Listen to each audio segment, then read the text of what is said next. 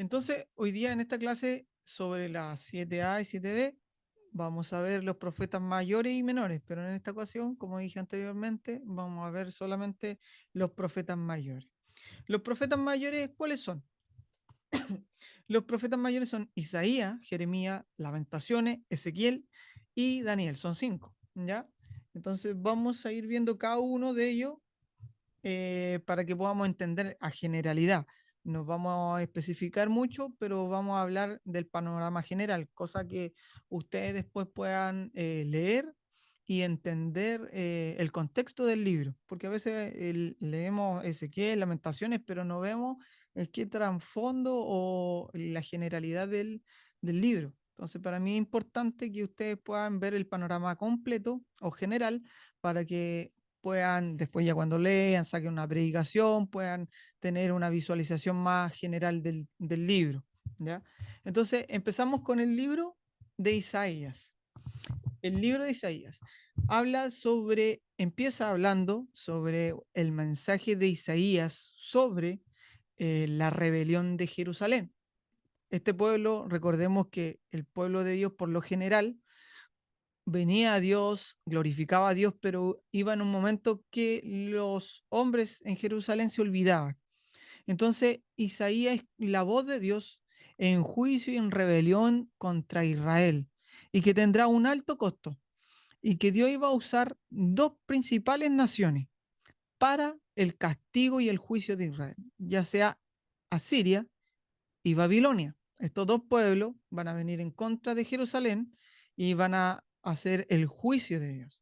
Entonces, pero pese al juicio de Dios, también hay una esperanza, el cumplimiento de las promesas del pacto de Dios. Lo que realmente Dios quería hacer era instaurar un rey venidero del linaje de David. Eso lo podemos encontrar en 2 Samuel, capítulo 7. Entonces, también habla que la obediencia, eso es lo que Dios quiere traer, la obediencia de Israel al pacto. Y eso lo vemos en Éxodo 19. Entonces, la bendición de Dios, Él quiere la bendición de Dios a todas las naciones. No tan solamente a Israel, sino que a través de Israel bendecir a todas las naciones. En el capítulo del 1 al 12 habla sobre el juicio y la esperanza para Jerusalén. En el capítulo 1 al 2, en la antigua Jerusalén, en esta ciudad que empezó glorificando a Dios, llegó un momento en que la rebelión y la idolatría y la injusticia se hizo notar en el pueblo de Israel. Entonces, Dios hace este juicio en símbolo a un fuego purificador que obviamente el pueblo de Dios se rebelaba, usaba a estas naciones y enjuiciaba. ¿Para qué? Para que Israel pudiera ser una nueva Jerusalén con una justicia y paz para todas las naciones. Eso es lo que Dios pretende, a través del juicio, instaurar una nación que haya justicia y paz. Entonces, del 1 al 12 habla del juicio y la esperanza. En el capítulo 6 de este mismo libro habla sobre la visión que Isaías tiene. Ve a Dios alrededor en un templo, en un trono sentado, y que querubines hablan y dicen santo, santo, santo, 3 veces santo. Entonces Isaías ve esta visión, y esta visión él piensa que va a morir, está acabado porque está viendo a Dios. Recordemos que cualquier persona que se acercara a la santidad, como la persona tenía tanto pecado, en sí era muerto. Pero Dios, en vez de aniquilar lo que hace, manda un querubín con un carbón encendido y le dice, no, eres purificado ahora. Y recordemos que con las tenazas toca los labios de este hombre para que en símbolo de purificación. Siempre el fuego es símbolo de purificación. Entonces, este hombre ya cuando es purificado empieza a hablar el mensaje al pueblo, pero el pueblo ¿qué hace? No lo escucha, se tapa los oídos y tiene un corazón endurecido. ¿Y qué pasa con Israel? Israel hace una analogía que este árbol es cortado. ya es cortado y este árbol es dejado botado en el suelo y es quemado además. Pero de este tronco que haya sido cortado iban a ser una simiente santa. ¿Ya? Como los árboles reverdecen, así es la analogía que ocupa en el libro en este libro para hacer que el pueblo de Dios va a volver a fructificar, va a volver a relucir lo que Dios quería hacer en realidad con su pueblo. Entonces, habla ya después en el capítulo 7 al 12, este profeta le habla a Acaz y le dice, Dios levantará un nuevo rey. Entonces, en el capítulo 7 habla sobre este nuevo rey que se va a llamar Emanuel, Dios con nosotros, que va a ser, ¿qué va a ser? El vástago, o sea, va a salir la semilla a través de ese corte de tronco y va a salir de la familia de David un nuevo rey. Entonces, ¿qué iba a traer? Libertad de la opresión. Entonces, este nuevo rey, en el capítulo 9 al 11, hablan que el mismo Espíritu de Dios lo va a empoderar. El Espíritu Santo lo va a empoderar para que pueda librar al pueblo de la opresión y va a instaurar una nueva Jerusalén en el cual las personas vivieran en paz y en tranquilidad. En el capítulo 13 al 27 de este libro nos sigue mencionando sobre el juicio y la esperanza para las naciones. Entonces, eh, Asiria iba a ser eh, transportado o va a ser dejado de lado y va a tomar el dominio Babilonia. ¿Ya? Entonces, Babilonia empieza a tener una actitud altanera contra Dios. Entonces, pero el profeta, obviamente, inspirado por Dios, eh, habla que iba a ser arrojado al sepulcro. Y no tan solo Babilonia, sino también los pueblos que estaban alrededor de ellos. Por ejemplo, Filistea, Moab, Damasco, Egipto, Tiro. Eran pueblos alrededor de Babilonia que también iban a ser enjuiciados como Babilonia. Entonces, esta ciudad enaltecida de Asiria, de Babilonia, es un arquetipo de la humanidad rebelde. Es como una analogía que usa el libro para describir con imágenes que este pueblo enaltecido era la humanidad rebelde, ¿ya? De los que se hablaban en el capítulo 4 al 23. Entonces ya después del 28 al 35, este profeta le habla que iban a hacer una alianza a Israel con Egipto, pensando que iba a ir bien una asociación con un pueblo pagano. Obviamente no estaba, Dios no le daba permiso para que estuvieran esas alianzas con pueblos que estuvieran no en la voluntad de Dios. Entonces, aunque ellos se alegraron, este hombre dice, no serán, en cambio, no van a ser salvados por la alianza de Egipto, sino serán salvos a través del arrepentimiento y la confianza en Dios. No con una alianza de un pueblo pagano, sino lo que pedía el profeta y lo que Dios decía a través del profeta, que tenían que arrepentirse y confiar solamente en Dios. Era la única alianza que ellos podían tener. Entonces, llega, es destituido el rey y llega este hombre al ascenso que es el rey Ezequías, del 36 al 38. Y entonces este hombre ve que va a ser conquistado por reino, por el rey de Asiria, los asirios en este caso. Entonces este rey clama a Dios, ora a Dios, se humilla a Dios y Dios milagrosamente de la noche a la mañana lo salva, ¿ya? Pero después Ezequías, ¿qué hace? ¿Qué hace Ezequías? empieza a hacer alianza y empieza a invitar a reyes paganos para que vieran su riqueza. Y obviamente los reyes paganos, de toda la riqueza que vieron, después obviamente lo iban a conquistar. Entonces Babilonia dice, eh, el micrófono, por favor. Gracias. Entonces Babilonia, eh, dice este profeta, no, van a traicionar a Israel y destruirá a Jerusalén. Entonces esta alianza que ellos creían que iba a estar bien, obviamente lo hizo anteriormente y vuelve a caer en el mismo pecado de tener esa alianza con estos reyes y obviamente otra vez va a ser destruido. Entonces llega el tiempo en que se cumplió lo que dijo el profeta y este profeta pasó un tiempo, alrededor de 100 años, y, Babilonia ataca a Jerusalén. Lleva personas cautivo y se cumple lo que dice el profeta.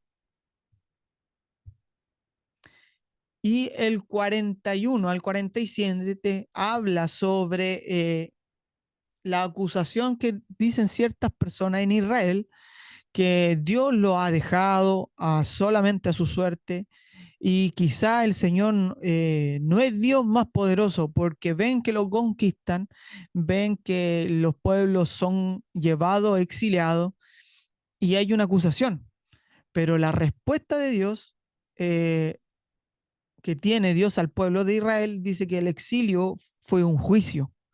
No fue negligencia, ni fue suerte del azar, sino que fue un juicio que Dios instauró porque el pueblo de Dios abandonó a Dios mismo. Y, y por causa de Israel, Dios levantó a Persia para conquistar a Babilonia. Ya. Entonces, en conclusión, Dios de Israel es el verdadero Dios de la historia. Entonces, vemos que Dios usa a los pueblos que están alrededor del pueblo de Israel para traer juicio y el juicio que trae purificación y la purificación trae que el pueblo de Dios vuelve a confiar en Dios. ¿Ya? Entonces, Él lo que quiere es que todas las naciones estén bajo el régimen de Dios. Y vemos también que hay el, el siervo de Dios, en este caso, que iba a ser levantado, es rechazado y asesinado. ¿Ya? Y esto es como una analogía de lo que hacía el pueblo de Israel anteriormente, que sacrificaban a alguien por el pecado, en este caso animales, y en este caso se iba a sacrificar al, al hombre de Dios, al siervo de Dios, por los pecados de la humanidad. Y el siervo de Dios iba a traer una luz a las naciones, iba a traer buenas nuevas del reino de Dios. Y entonces, ¿cuál era la misión de este siervo de Dios? Era traer restauración al pueblo de Israel. Pese a que no lo escucharon a los profetas, iba a traer este Dios, este siervo en el cual iba a morir por la humanidad, por los pecados de las personas, iba a traer una luz de esperanza a todas las naciones. Entonces, este Dios, este siervo, después ya de que es asesinado, aparece en el capítulo 54, 55, viviendo otra vez y declarando justo delante de Dios a todas las personas que se acercan a él. Entonces, hay dos formas de responder. Una son conocidos como la semilla. Si usted recuerda el libro que es cortado y vuelven a hacer una semilla, estas son las personas humildes que se arrepienten. ¿Ya? Esa es la primera forma de responder a este Dios justo, que ha declarado justo a aquel que cree en él. Es una forma, la primera forma es tomar esta declaración con humildad y en forma de arrepentimiento ¿Para qué? Para que Dios nos declare justo.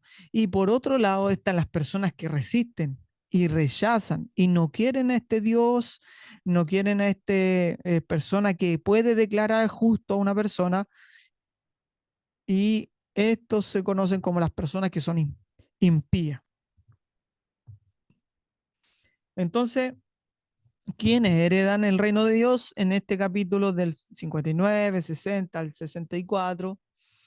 Eh, los que heredan el reino, los que dicen venga tu reino, son las personas que toman con humildad y arrepentimiento el sacrificio de Dios, que obviamente este siervo que anuncia el reino de Dios, la libertad a los cautivos, viene a traer buenas nuevas a las personas, viene a traer un nuevo pensamiento para que todos puedan vivir no conforme al pecado, sino conforme a la salvación. Y obviamente ahí aparecen una oración de arrepentimiento y una oración en que se pide perdón al Señor por los pecados, y este Dios, este siervo de Dios, declara justo a todas las personas que se acercan a él.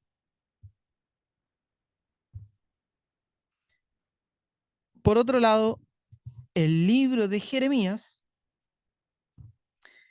el libro de Jeremías habla este profeta Jeremías al pueblo de Israel. Es una historia muy similar a la que se habla en Isaías, pero tiene sus diferencias.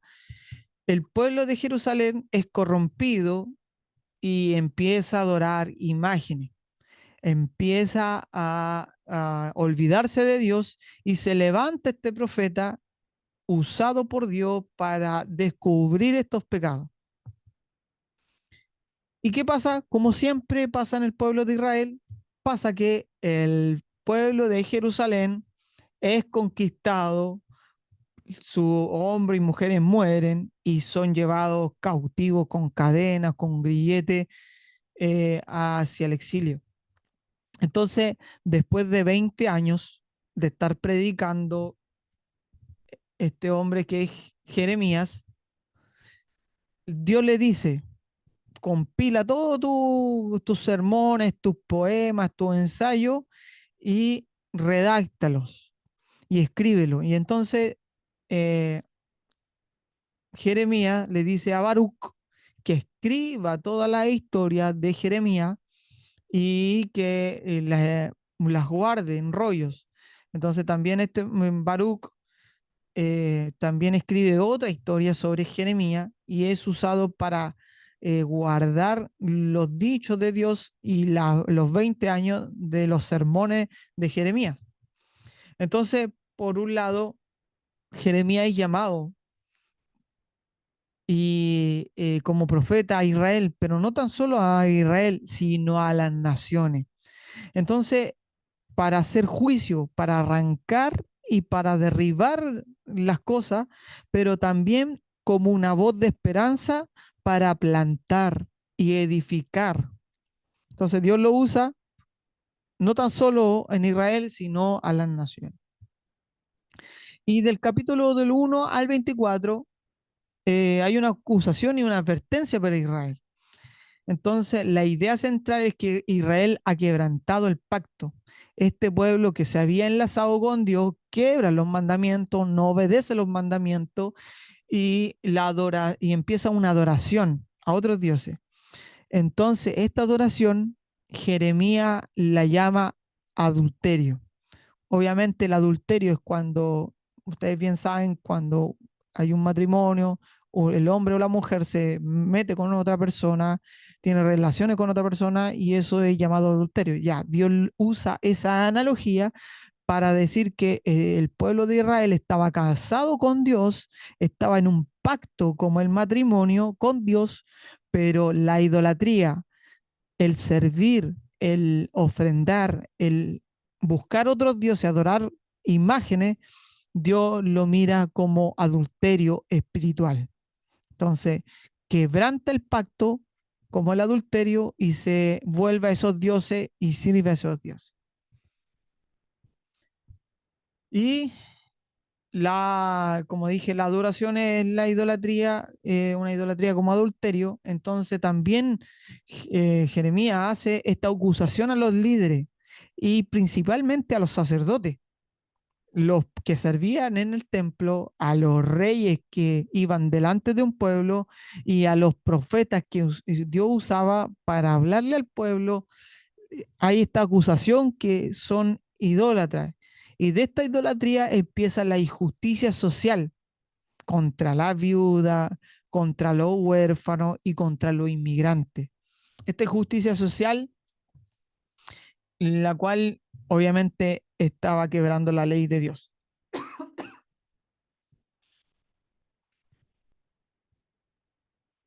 Entonces, en el capítulo 7, eh, Jeremías escribe sobre el sermón del monte, que por un lado iban a Dios con su ofrenda para poder ofrendarla a Dios, sacrificarla a Dios dentro del templo, como si nada pasase.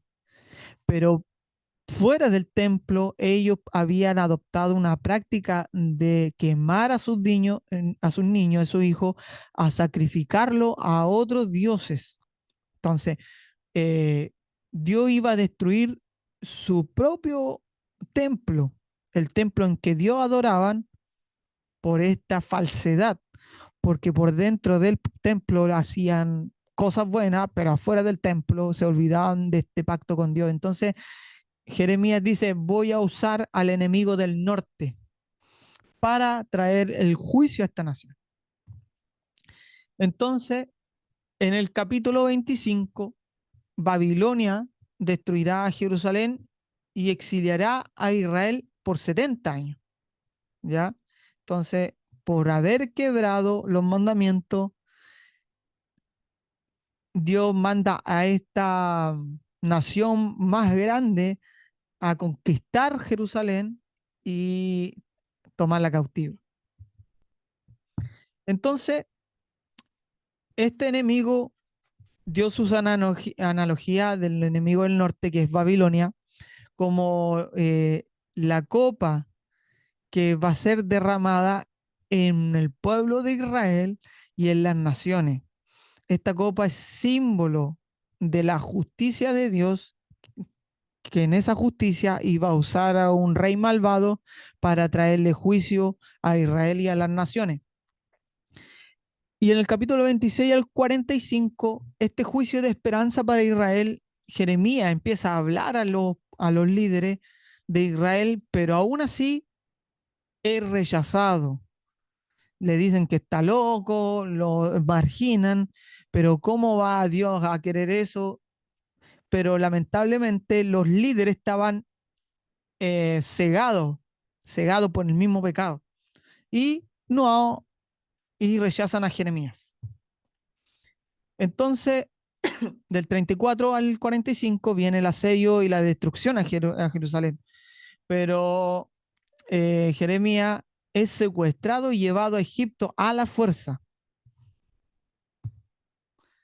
Del capítulo 30 al 33, vemos que la esperanza para el futuro de Israel, después del exilio, Dios renovará su pacto y transformará el corazón de Israel, un corazón que estaba en contra de la ley de Dios. Dios iba ya no a escribir en tablas, sino que lo iba a escribir la ley en el corazón. Y dice, pondré mi enseñanza, mi Torah, mis leyes en su mente y la escribiré en sus corazones, porque es el objetivo de Dios para la humanidad, en que guarde sus mandamientos para evitar el pecado y así que las naciones no puedan conquistarlo. Entonces, Dios también hace una promesa a todas las naciones, que regresará a la tierra el Mesías y que retornará para poder traer lo mismo que decía el libro de Isaías, la paz, que Dios iba a gobernar en una nación, el cual iba a ser este hombre mesiánico. Y del 46 al 51, Dios usa a Babilonia para jugar a las naciones alrededor de Israel. no tan solo a Israel, sino que también a las naciones de Hazor, Damasco, Amón, Moab, Edom, Filistea, Egipto y Jerusalén. Dios utiliza a este malvado reino para poder traer juicio a las naciones. Entonces, pese a que Dios usa a este rey malvado, también Jeremías habla contra Babilonia y le dice que ellos también serán juzgados, también serán aniquilados, y Babilonia obviamente es un arquetipo o una analogía de las personas rebeldes, de los reyes rebeldes, de la humanidad rebelde. Y Jeremías habla contra este reino en que, pese a que fueron usados para traer juicio a las naciones, ellos también padecerán el mismo juicio por ser una nación malvada. Y el capítulo 52 en adelante habla sobre la destrucción y el exilio, que también se ve en el Segundo de Reyes capítulo 25. Y Dios que trae aquí el cumplimiento del juicio. Quema el templo, mata a las personas y lleva al exilio y juzga al pueblo de Israel. Pero este libro termina con una esperanza en que Joaquín, un rey que había sido enjuiciado, este rey lo llama a la mesa y termina el libro comiendo de por vida en la mesa del rey. El cumplimiento del juicio, y el último capítulo ya empieza a hablar de de la promesa de la esperanza de Dios. Pese a que el pueblo de Dios había sido destruido, Dios tenía el plan a largo plazo de traer esperanza y paz al pueblo. El tercer libro de los profetas mayores, Isaías, Jeremías, en este caso es Lamentaciones. Y Lamentaciones no hay un autor definido quien escribió este libro, hay muchas opiniones. Entonces habla de la catástrofe horrenda que pasa en Israel y es una reflexión poética sobre el asedio de Jerusalén y el exilio. ¿Ya? A, a Abraham le dio la tierra, eh, pese a que en el templo había el servicio de los sacerdotes y que Dios iba a levantar del linaje de David un rey. Y hace esta analogía y esta reflexión poética del pueblo de Israel eh, que Babilonia usó para traer ese juicio. Entonces, los poemas del lamento en la Biblia también se ven en el libro de Salmos, por ejemplo, en el libro de Salmos capítulo 10, el 63, el 69, el 74, el 79, habla de estos lamentos, en que es una forma de protesta estos lamentos, en que el pueblo de Dios tiene una manera de procesar las emociones y las escribe y reflexiona sobre estos tiempos de angustia y un lugar para dar voz a la confusión. También es un momento en que hay una confusión en el pueblo de Israel. Entonces, también los poemas de lamento restauran de alguna forma la dignidad sagrada al sufrimiento, en que se expresa en estos gemidos. Entonces, del capítulo 1 al 4, vemos que son acrósticos. ¿Qué quiere decir? Son poemas alfabéticos. ¿Qué quiere decir esto? Que en cada verso de la Biblia empieza con una vocal del abecedario hebreo. Aleph, Bet, Gimel, Dalet, Sayin, y empieza de una forma ordenada a relatar estos sucesos de lamentación. Y pese a que tenía una estructura ordenada y lineal con el alfabeto, esto, esto se opone al doloroso y a la pena y a la confusión que tienen el pueblo de Israel al expresar estos poemas, por así decirlo, de sufrimiento.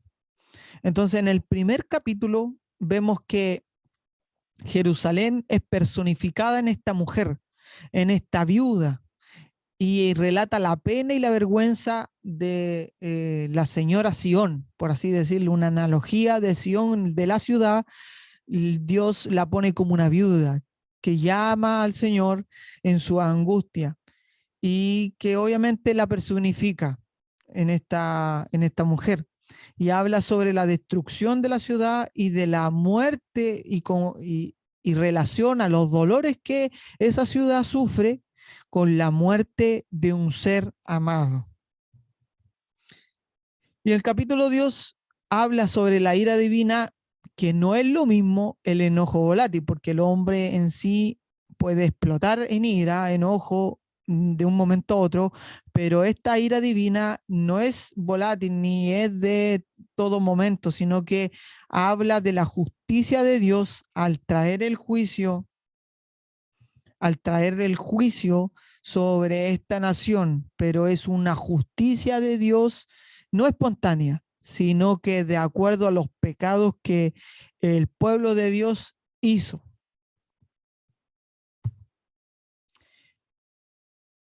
Y obviamente el capítulo 2 habla de la caída de Jerusalén.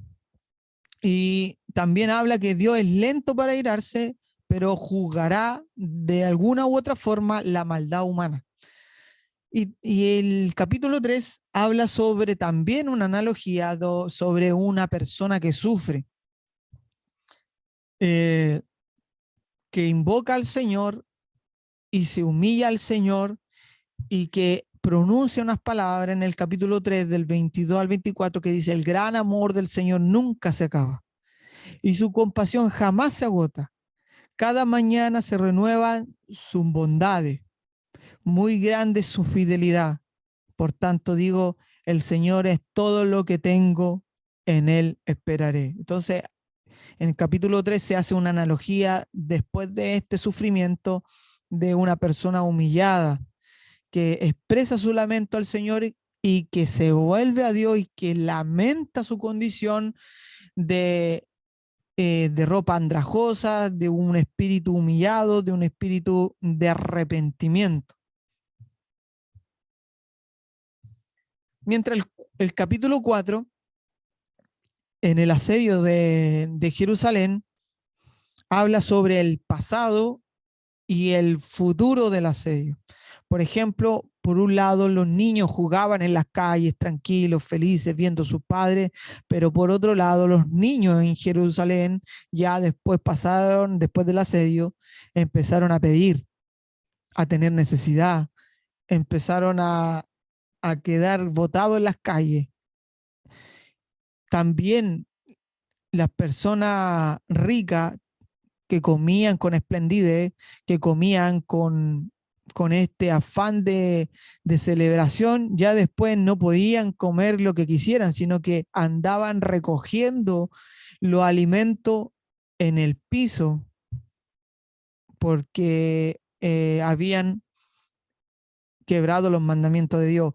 Y también los sacerdotes que se vestían con esplendidez habían sido honorables, bien limpios, luego de eso andaban sucios, andaban en las calles sentados, no tenían para comer. Entonces el pasado era un pasado muy bonito, pero hasta que el momento pecó el pueblo de Israel y se olvidó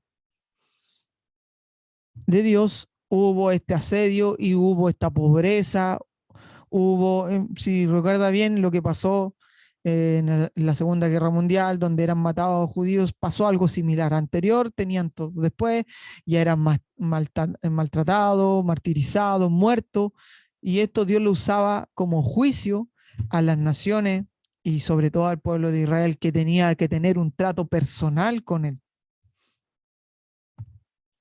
Y en el capítulo 5 vemos que hay lamento a nombre de otros, por ejemplo, los ancianos, las madres, los niños, los príncipes, había un lamento. Y en este lamento empiezan a acordarse de Dios y dice: recuérdanos, Señor, míranos en nuestra angustia. Y empieza esta humillación y ver que la misericordia de Dios, y oran profundamente por la misericordia del Señor.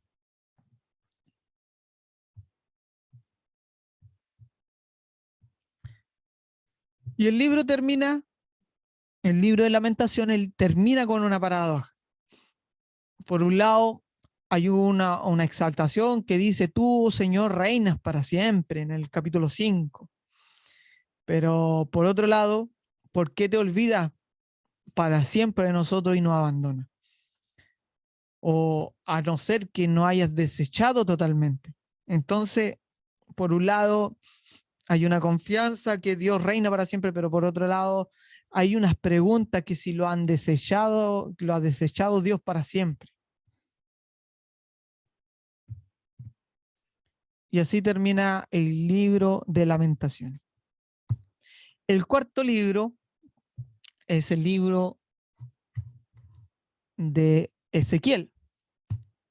Y Ezequiel es uno de los que en el primer ataque babilónico dio, como lo hemos dicho anteriormente, Dios usa a Babilonia para traer juicio y castigo, y en estos esclavos iba Ezequiel.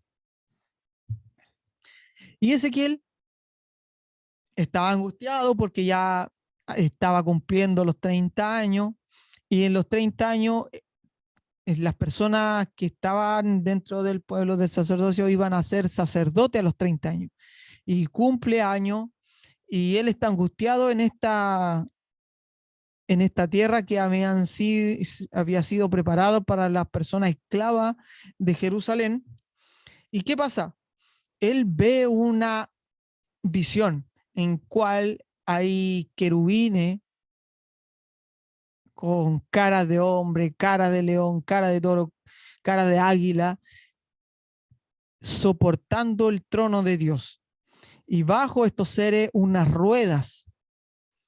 ¿Y qué ve? Ezequiel ve, y obviamente estas visiones son 5 años después del exilio de Babilonia, y la aparición de esta visión, eh, él ve la gloria del Señor, ve esta majestuosidad de visión, el cual es entregada a este hombre. Y la gloria de Dios en el hebreo es kabod, que habla sobre la gloria, sobre algo pesado, como si la gloria de Dios fuera algo pesado, ¿ya? Y que es una manifestación física de la grandeza de Dios. Entonces, en Ezequiel se pregunta, ¿qué está haciendo la gloria de Dios acá en Babilonia? No debería estar en el templo de Dios, si allá estaba la presencia de Dios. ¿Qué está haciendo aquí en Babilonia? Entonces empieza el capítulo 1 al 11 sobre las acusaciones contra Israel y el llamamiento de Ezequiel. Entonces el Hijo del Hombre acusa a Israel de quebrantar el pacto. Nuevamente el pueblo de Dios es confrontado con este profeta que ha quebrantado el pacto, y le advierte de la destrucción inminente por la injusticia social que tienen, por no atender a las viudas, de preocupar a los huérfanos, y lo que habla el Nuevo Testamento sobre el Evangelio, y la adoración a otros dioses, principalmente. Entonces, dentro del capítulo 4 al 5, Ezequiel hace actos simbólicos. Por ejemplo, representa el asedio a través de figuritas, y representa este asedio y se lo muestra al pueblo de Israel para que pueda entender lo que va a pasar. También él se corta con una espada el pelo. Y también en un acto simbólico, Ezequiel hace la apariencia de un macho cabrío expiatorio. Él se pone como un macho cabrío que era atado y puesto de lado para ser sacrificado, y cose su comida bajo estiércol, bajo excremento, estiércol. Él cose la comida haciendo alusión a cómo iba a comer el pueblo de Dios después del juicio. Entonces, recibe una mala noticia de parte de Dios. Dios le dice, tú vas a profetizar, pero nadie te va a escuchar. Entonces, ¿por qué? Porque el corazón de Israel había sido endurecido. Era tanto ya su pecado que el corazón se le había puesto duro para no oír. Entonces él ve una visión del 8 al 11, el capítulo 8 al 11, veo la visión del templo que adentro están adorando, al frente están adorando un dios pagano, al frente del templo de Dios, los ancianos están nuevamente adorando otros dioses, y las mujeres también están adorando otro dios llamado Tamuz, y dentro del templo también están adorando estas deidades demoníacas o ídolos paganos que tenían los otros reyes, las otras naciones, y ve en la visión del templo en que la gloria de Dios, esta visión que había visto al principio, que se va del templo y ya la presencia de Dios se va del templo. ¿Por qué? Porque las personas al interior ya no estaban adorando a Dios, sino que estaban adorando a estos dioses. Y obviamente esto es representado contra lo que todas las personas tenemos cuando nosotros adoramos al placer, al dinero, a los deseos. Más que a Dios, estamos adorando nuestros propios ídolos. También eso es llevar a la práctica lo que sucede en el pueblo de Dios, y eso hace que la presencia de Dios no pueda estar en el templo, y obviamente el templo somos nosotros, el templo. Cuando adoramos a otras cosas más que a Dios, la presencia de Dios no puede estar dentro de nosotros, porque no podemos servir a más de un Dios. Siempre Dios dice a su pueblo que tiene que servirle solamente a Él. Entonces, en el capítulo 11, la idolatría de Israel ha apartado a Dios. Este corazón duro de Israel, que se ha endurecido, que Dios le dijo que no lo iba a escuchar, Dios, pese a su pecado, Dios lo iba a cambiar en un corazón nuevo en Israel. Y Dios no abandona a su pueblo. Pese a los pecados que ellos cometieron, Dios no abandona. Entonces, Él en su amor va a sacar un remanente, va a regresar con corazones nuevos y transformados. Este es el corazón que no escucha a Dios, el endurecido, pero el que Dios cambia este corazón endurecido a un corazón nuevo, en el cual escucha la voz de Dios, escucha las palabras de Dios, y hace que la idolatría salga, hace que el pecado salga, y que el corazón viva en paz. Un corazón duro no puede vivir en paz, pero un corazón nuevo en una relación correcta con Dios, esa sí vive en paz. En el capítulo 12 al 24 habla sobre el juicio sobre Israel, y también usa una parábola y alegoría que es en el capítulo 15, hace una analogía que Israel es un tronco quemado, lo asocia a un tronco que no sirve, que también hace una analogía de una esposa rebelde que se escapa de la casa, que no quiere vivir con su esposo. Ese esposo es Dios. La mujer rebelde es el pueblo de Israel, que se escapa de la adoración y quiere irse conforme a sus deseos. Y en el capítulo 19 habla sobre este león peligroso que, que es un león indomable, haciendo alusión al pueblo de Israel nuevamente, y también como las hermanas promiscuas.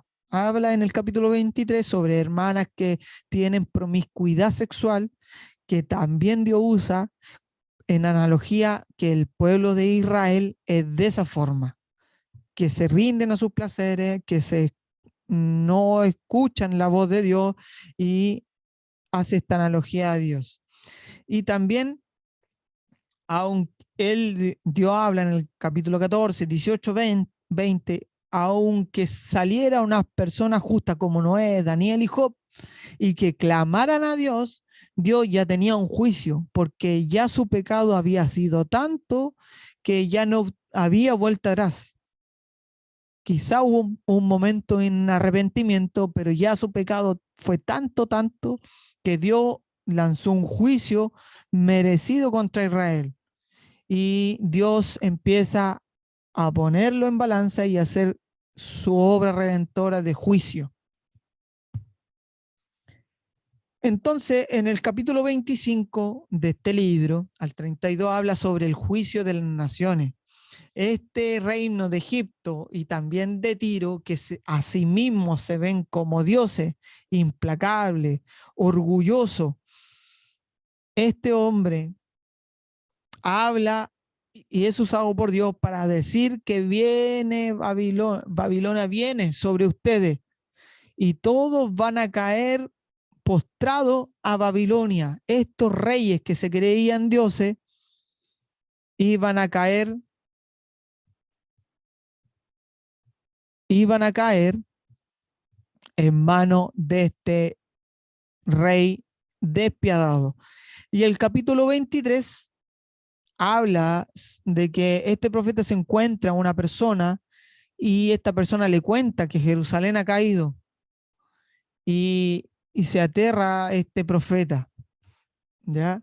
Entonces, y del 34 al 37, en esta segunda parte de este libro, hay una esperanza en que nuevamente retoma el mismo mensaje que van a ser un rey mesiánico, un nuevo David, el cual va a cambiar el corazón de Israel a un corazón nuevo, en el cual él escuche, el que abandone sus pecados.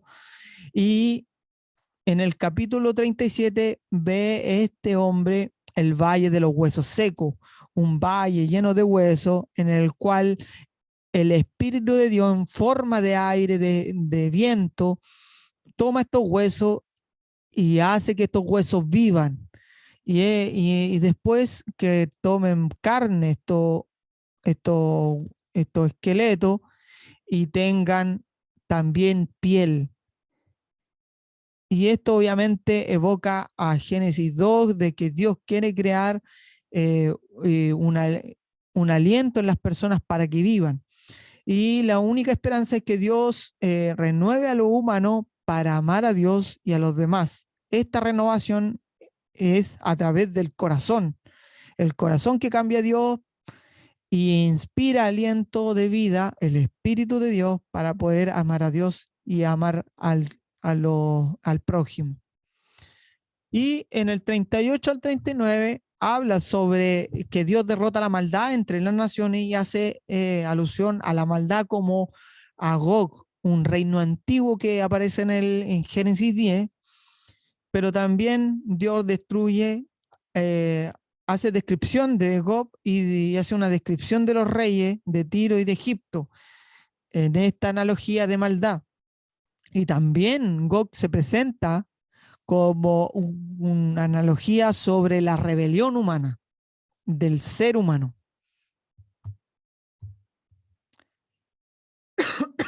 Pero, ¿qué pasa con este rey?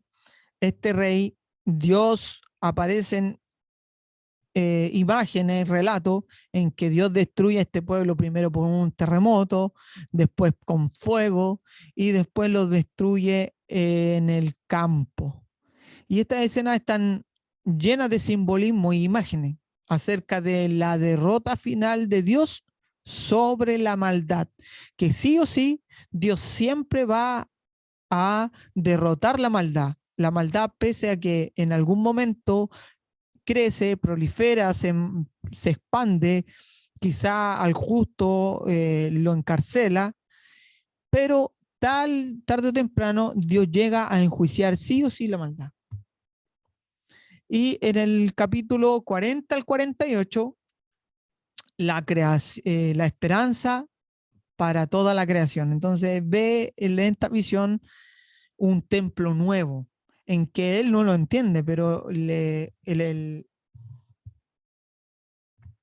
ángel le explica sobre esta visión y literalmente el significado de la visión es traer planos literales de un nuevo templo en el reino mesiánico futuro. No hace alusión a Israel, sino que al templo futuro, que la visión que veía que la gloria de Dios se iba, ahora volvía al templo y que del templo de Dios salía este río. Y este río llegaba a un desierto y que al pasar este río iba a crear toda esta vida de vegetación, animales, el río de Dios. Y obviamente una representación simbólica de la presencia de Dios con su pueblo en el reino mesiánico. Y del 47 al 48, el nuevo jardín del Edén, que significa el Señor está aquí.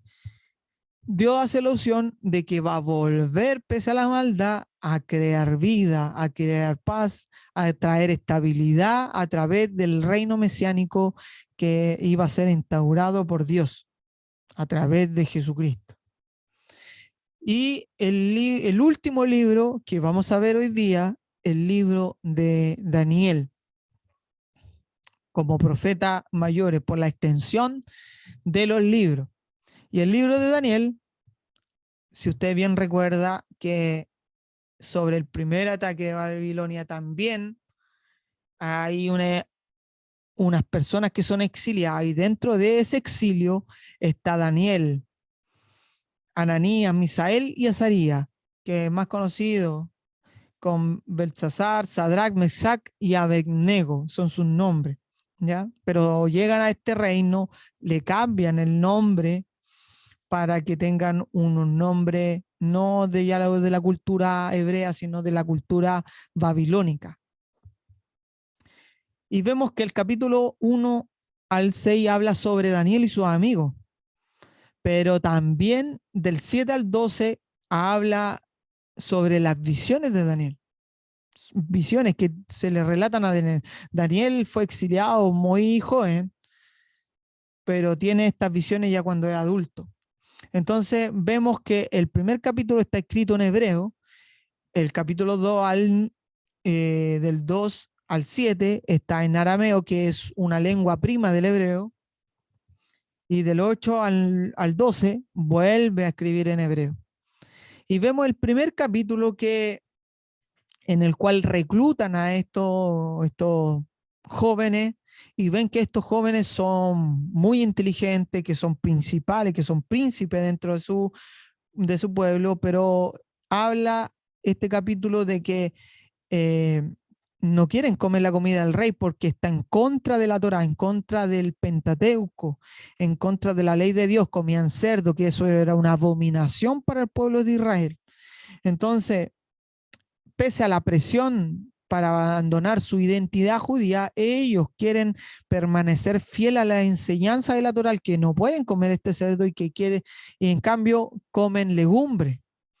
Y le dice, prueba por un tiempo si nuestros rostros, y ven que obviamente después de un cierto tiempo sus rostros son mejores que los rostros de los que comían los manjares del rey.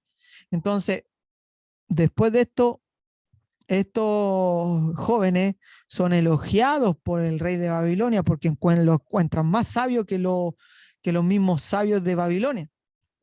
Y obviamente tuvo una presión de comer, pero Dios recompensa su fidelidad con el reconocimiento del rey. El capítulo 2, el rey de Babilonia tiene un sueño. Y ve una imagen en la cual una piedra golpea los pies y destruye esta imagen. Y esta estatua es un simbolismo de los reinos que seguirán después de Babilonia. Y entonces el reino de Dios humillará un día a todos los reinos. Esta roca, semejanza de Jesucristo, destruye los pies y hace caer todos los reinos. Y aquí yo les puse más o menos en la imagen que vio Nabucodonosor. Al principio tenía oro, los dorsos, los hombros de plata, el, el por así decirlo, esta parte central, la cintura de bronce, las piernas de hierro y los pies hierro con barro cocido. Y el primer reino de la cabeza oro era el reino babilónico del 626 al 539 antes de Cristo. Esta parte de la escultura hacía semejanza a plata, que era el reino medo-persa del 539 cuando termina Babilonia, al 330 antes de Cristo. Y el de bronce, que hace al reino de Grecia, hace alusión al reino de Grecia, que termina el Medo-Persa y empieza el de Grecia al 330 al 146 antes de Cristo. Y esta parte de hierro es el Imperio Romano, que dura desde el 146 antes de Cristo hasta después de Cristo, del 365. Se separa y vuelve de nuevo el reino de Roma. Y posteriormente, que es en este tiempo, la Europa moderna, los pies de barro y de hierro cocido, que hace alusión a este tiempo, a la supuesta Unión Europea, ¿ya? Que tiene 10 dedos y esos 10 dedos representan 10 reinos. Y, y esta es la escultura que vio Nabucodonosor y él veía los imperios, desde el más fuerte hasta el más débil. Y aquí después viene una roca y destruye todos los reinos, haciendo alusión que Jesucristo, todos los reinos de la tierra van a postrarse delante de Jesús. Seguimos con el capítulo 3, en que vemos que Daniel, por no querer adorar a la escultura, todos se postran delante de esta imagen que hace el rey, y en cambio estos hombres no quieren adorar y se niegan a adorar esta imagen, y en represalia el rey los lanza a- al, al horno de fuego. Pero ¿qué pasa? Que el rey ve adentro no tres, sino que son cuatro. Hay un ángel, hay uno que dice que es semejanza al hijo de los dioses, o a los dioses propiamente tal, y que los guardas no tienen olor a quemado, no se queman, y que el Dios de Israel los guarda. Y después son exaltados por el rey, y reconoce el rey que solamente hay un Dios, que no es él, sino que el Dios de Israel. El capítulo 4, ya después Nabucodonosor ve un sueño en que un árbol es cortado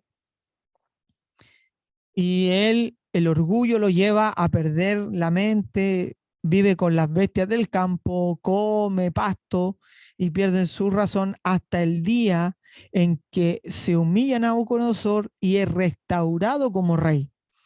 Hasta que no reconoció y no se humilló que Dios era Dios, no se le había dado devuelto la noción de su imagen. Una vez que se humilla, es restituido rey. Y en cambio, Nabucodonosor reconoce que Dios es Dios, en cambio su hijo es Belsasar,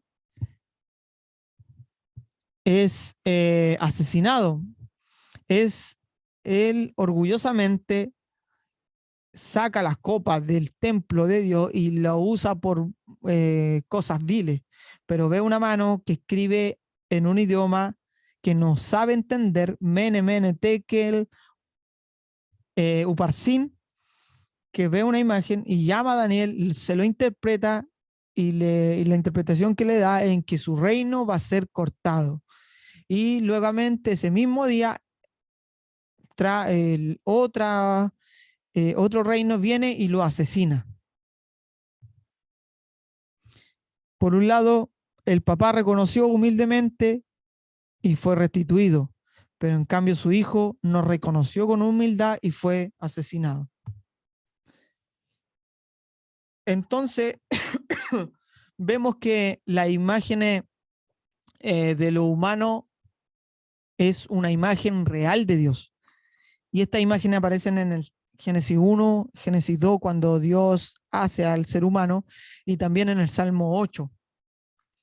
Pero cuando el hombre se aleja de Dios, se parece más que a la imagen de Dios, se parece a una imagen de una bestia, haciendo alusión a la bestia que lo que era Nabucodonosor. Perdió la mente, se pareció a una bestia porque no reconoció. Reconoció y fue restituido rey. Entonces, también en el capítulo 6, vemos que Daniel se niega a adorar al rey como Dios, nuevamente como sus amigos. Daniel no quiere adorar a Dios, al rey como Dios, y el rey lo envía al foso de los leones. Pero los leones no le hacen nada, el rey lo va a buscar al foso de los leones y nuevamente por querer eh, exaltar a Dios más que al rey, Dios le da esta recompensa de que Daniel es exaltado por el rey y vuelve a reconocer este rey que Dios es sobre todos los dioses, por este simple hecho de Daniel.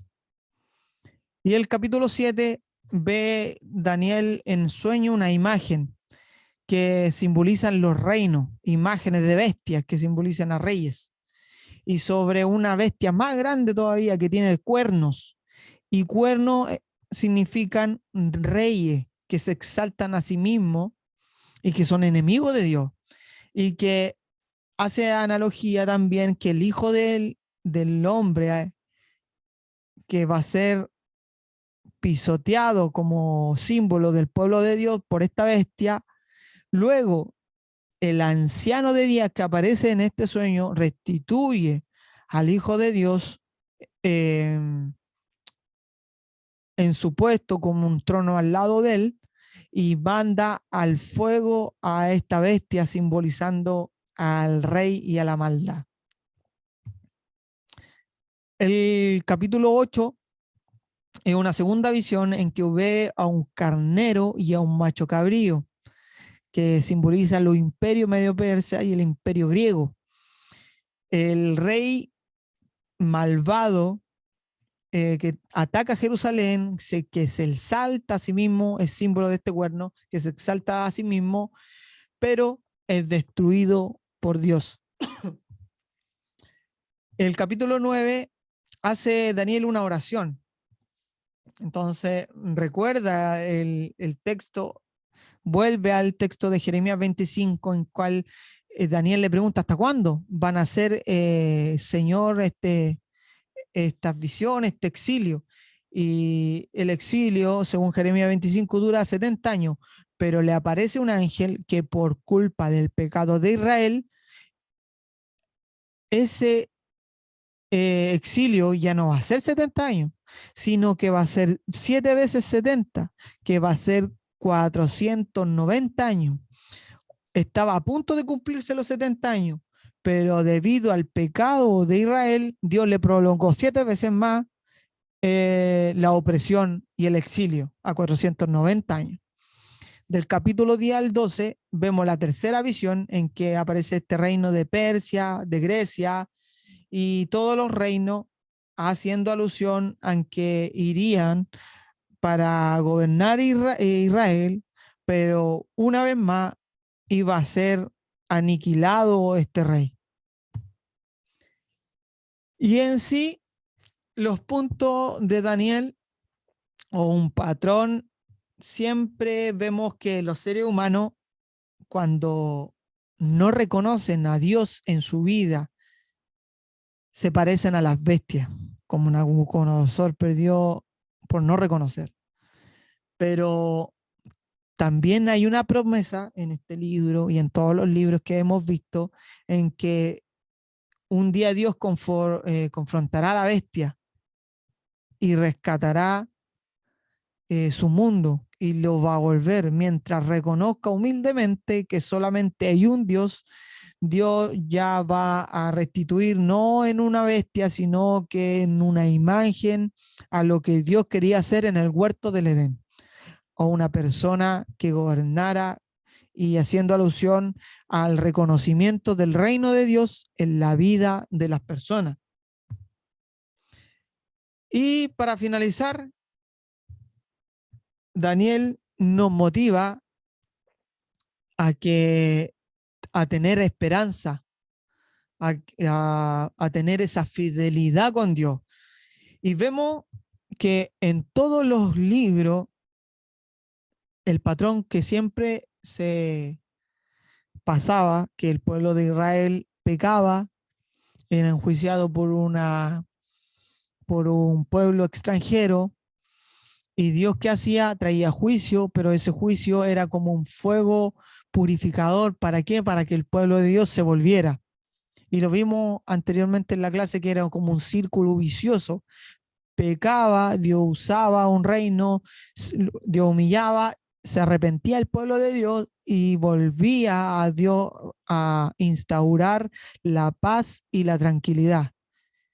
Y lo que pasa con el creyente, en este caso, que cuando peca, pasa, por lo general hay un juicio, o si se arrepiente, Dios restituye esa paz al corazón. Pero principalmente que Dios siempre está trabajando pese a la maldad del ser humano, del hombre. Dios siempre cumple su objetivo en de querer que el pueblo de Dios quiera, por así decirlo, que vuelva a adorar al único Dios. Y por lo general, la humanidad del hombre siempre quiere volver a pecar, quiere volver a olvidarse de Dios. Pero Dios lo único que quiere hacer es traer la paz al corazón humano, no un corazón endurecido, sino un corazón en que piense en su ley y medite en su palabra, para poder evitar que seamos conquistados por las maldades. Así que con eso finalizamos los 5 capítulos, o sea, los 5 libros de los profetas mayores. Por la extensión y por el tiempo, no pudimos hacer los profetas menores, que obviamente se llaman menores por la largura del texto. Así que hasta aquí dejamos el compartir, y no sé si alguien tiene alguna pregunta. Obviamente esto es un panorama bíblico de lo que ustedes ya hicieron en las tareas, y de lo que vieron que el pueblo de Dios era castigado, pero por otro lado había una esperanza siempre de restitución, siempre de que Dios quería lo mejor para su pueblo. Parece que no me funciona la cámara.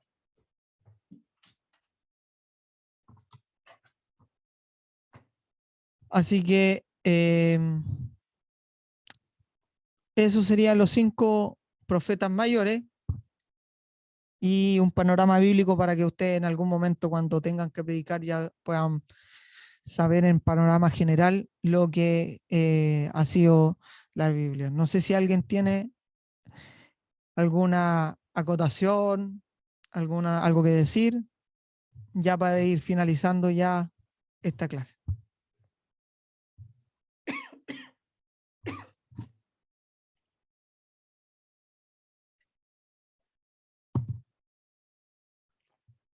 Ya nos va quedando menos clases. Nos queda la 8, la 9 y la 10. Y terminamos hasta marzo. Y los que no pudieron venir hoy día, yo escribí ahí que tenían que traer más o menos un resumen se los voy a pedir, un resumen de los que no vinieron, de los libros que hemos visto. No sé, alguien que quiera acotar algo, o si no, ya para ir finalizando. Espero no haberlos lateado. No.